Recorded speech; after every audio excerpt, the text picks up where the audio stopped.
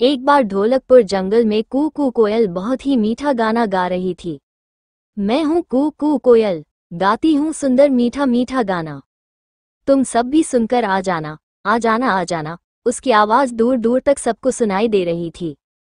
तभी उसकी आवाज सुनकर एक जादूगर वहां आता है और उससे कहता है, वाह कू कोयल, तुम्हारी आवाज तो बहुत मीठी है, बिल्कुल खरा सोना है, सोना। हाँ, तभी जादूगर आब्राकाडाब्रा बोलता और कू कोयल से कहता है, तुम अब से जब भी गाना गाओगी और गाते समय अगर तुम्हारे मुंह से एक भी बूंद पानी की नीचे गिर गई तो वो बूंद सोने में बदल जाएगी। लेकिन तुम्हें एक बात का हमेशा ख्याल रखना होगा कि तुम कभी ऐसे लोगों के सामने नहीं गाना जो तुमको किसी भी तरह से नुकसान पहुंचाएं।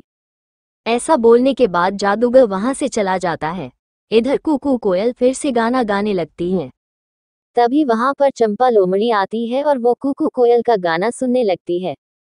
गाना गाते गाते कू कोयल के मुंह से पानी गिरता है। पानी के नीचे गिरते ही वो सोने में बदल जाता है। चंपा लोमड़ी अपने सामने सोना देखकर बहुत खुश हो जाती है और झट से सोना उठाती है, फिर वहां से बहुत तेज दौड़ लगाते हुए अपने घर पहुंचती है।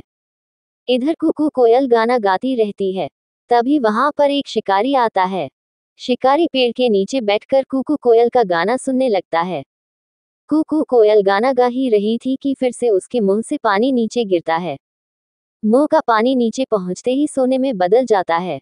अपने सामने शिकारी सोना देखकर बहुत खुश हो जाता है। वो झट से उसे उठा लेता है।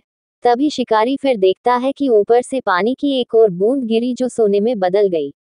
शिकारी फिर खुश होता है और उसे भी अपने पास रख लेता है। ऐसे करते हुए कई बूंदें ऊपर से नीचे गिरती है जो सोने में बदलती जाती है।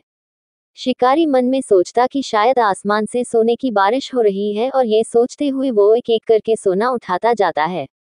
तभी शिकारी की नजर गाना गा रही कू कोयल पर जाती है और वो देखता है कि ये सोने वाला पानी तो कू कोयल के मुंह से निकल रहा। फिर वो बिना देरी किए कोयल को पकड़ने के बारे में सोचता है, क्योंकि कू कोयल को पकड़कर वो बन जाएगा बहुत बहुत अमीर। इधर कू कोयल गाना गाने में इतना खो जाती है कि उसे इस बात का भी ध्यान नहीं रहता कि उसके आसपास कौन है। फिर शिकारी बहुत धीरे से अपना जाल फेंकता है और कू कोयल को पकड़ लेता है। जाल में फंसते ही कू कोयल कहती है, धतेरी की ये क्या कर बैठी मैं। जादूगर ने कहा भी था मुझसे कि आपने आसपास के लोगों से बचकर रहना। अब देखो मैंने अपनी लापरवाही के चक्कर में क्या कर लिया, जाल में फंस गई। इधर कू कोयल को ले जाते हुए शिकारी अपने मन में सोचता है कि क्यों न इस कोयल को राजा को ही दे दूं। अगर राजा को दे दिया तो राजा इसके बदले मुझे राजमहल में रहने देंगे, फिर पूरी जिंदगी आराम से बीतेगी मेरी। हाँ, यही सही रहेगा। ऐसा सोचते हुए शिकारी राजा के पास पहुंचता है और उसे सारी बात बताता है। राजा कोयल को लेने और उसके बदले शिकारी को अपने राज्य महल में रहने देने की बात मान जाता है। तभी वहां पर राजा का मंत्री आता है और उससे बोलता है कि महाराज, ये शिकारी झूठ बोल रहा। आपने कभी सुना या देखा भी है क्या किसी चिड़िया के मुंह से सोना निकले? भाई मैंने तो नहीं देखा। मंत्री की बात सुनकर राजा शिकारी से कहता है कि पहले मुझे सोना दिखाओ। आखिर ये कोयल कैसे सोना निकालती है, मैं भी तो देखूं। राजा की बात सुनकर शिकारी कोयल से गाना गाने को कहता है। लेकिन कोयल तो इस बार कोई गलती नहीं करना चाहती थी, इसलिए वो अपना मुंह ही नहीं खोलती। शिकारी के बहुत बार कहने पर भी जब कोयल गाना नहीं गाती तब राजा को ये सब देखकर गुस्सा आ जाता है और वो अपने सिपाहियों से कहकर कोयल को जाल से निकाल देता है और शिकारी को पकड़ लेता है। जाल से निकलते ही कोयल गाना गाना शुरू करती है।